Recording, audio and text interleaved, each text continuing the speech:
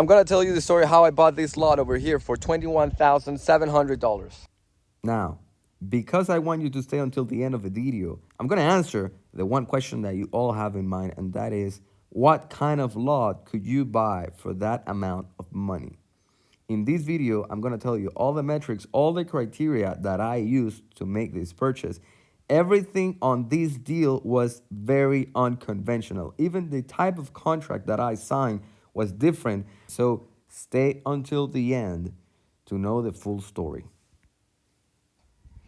Long story short is that I have a dear friend in Panama City that we met together at architecture school. He's a dear friend of mine for over 10 years. I trust completely on him. And he calls me, hey, I need to find an existing house for the aunt and uncle of my girlfriend. What do you have over there? Do you know? Do you know any offers? And I said, well, I'm no realtor, but I know that there is a shortage of stock. And I don't know if that's a good option. He said, well, they want obviously what everybody wants. I want a cheap lot with volcano view, close to main road. I want to have nice landscape. I want to have all this and that. And I said, what's your budget? And they say, well, I have $100,000. And I was like, I just laugh at their face because $100,000 properties do not exist. Well, they do exist, but not with the features they described, at least not all of them. And if you do find property like that, probably is not in the best conditions or do not meet your quality standards. $100,000 is what's just above social housing in Panama. So you cannot expect anything good for that. But anyway, they delayed that purchase for, I would say, 2 months. And after that, they called me, hey, I have talked to them. I explained them the situation and they are looking for a lot. Do you have any recommendations? And obviously, me being an architect, I told them, well, there is a chance for you to get a lot and a house at that price. You could manage it, but it's not going to be for $100,000. Probably for 130, for 140, something like that. And they said, well, okay, I get it. I'll explain that to them. Long story short, they came. When we get to the lot, it turned out that lot was sold for a year, but it still had the for sale sign. At that point, there were not many options with that budget. So we had to search for in the internet for the next 2 hours and a half, looking for an option. I have to say that at that moment of desperation, any option would have been a good option. And when we found an option, it was 15,000 square foot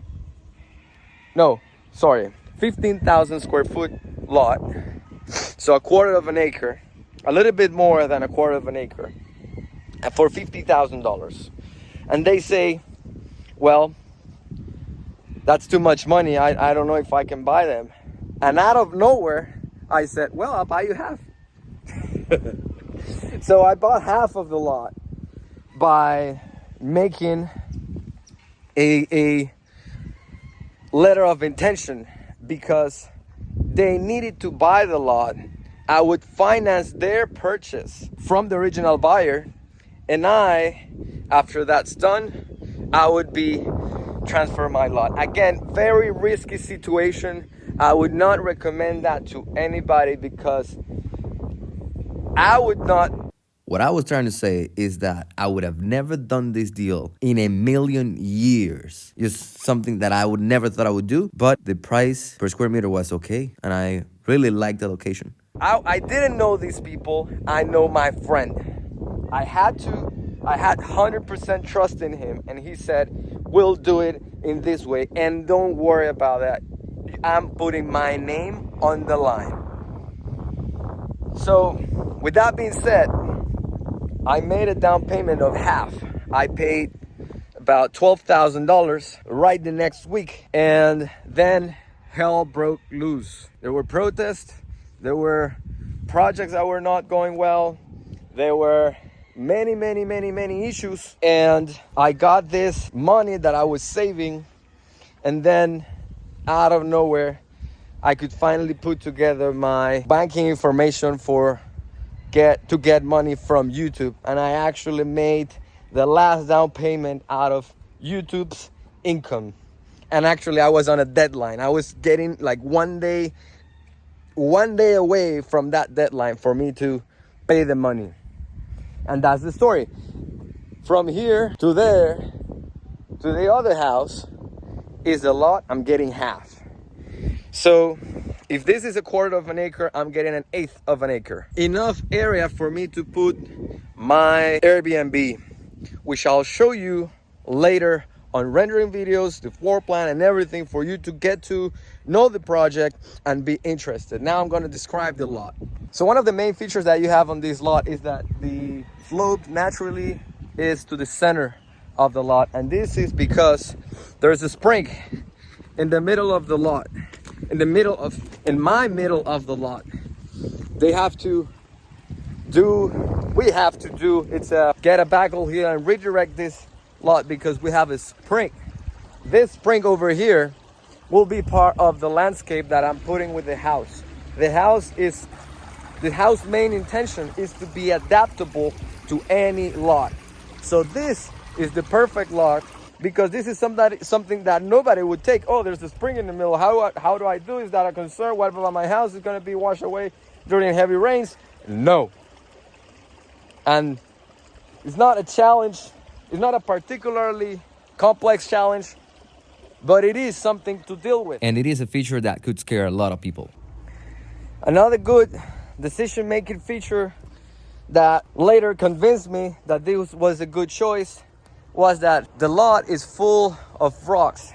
It's a very rocky soil, which means that I'll have great foundations. Number 3 is that behind my lot, there is probably 45-acre lot that obviously would need to be developed, meaning I'll not have any neighbors that will obstruct my view to the Baru volcano probably in the next 10 years. So another thing that convinced me about this lot later on, once I analyzed what I was saying, is that I have good neighbors. I have a good neighbor here. My clients will be my neighbors, and I have another house over there. This is a relatively peaceful neighborhood. It's close to the main hardware store that I have here in Boquete. It's close to a small convenience store, not so small convenience store. It's close to main road. It's close access to David. There's no way to get lost, and that's it. So location wise was okay. Lot wise, I was comfortable. Utility wise, I was fine. I got all the services I need here. And I said, okay, I'll go for it. And this is the project. This is where the first Airbnb 100% financed by YouTube is going to be. Please like, share, and subscribe. And I'll later tell you the other lot that I bought for an incredibly astonishing and beautiful price. So see you the next time. Take care. Bye-bye.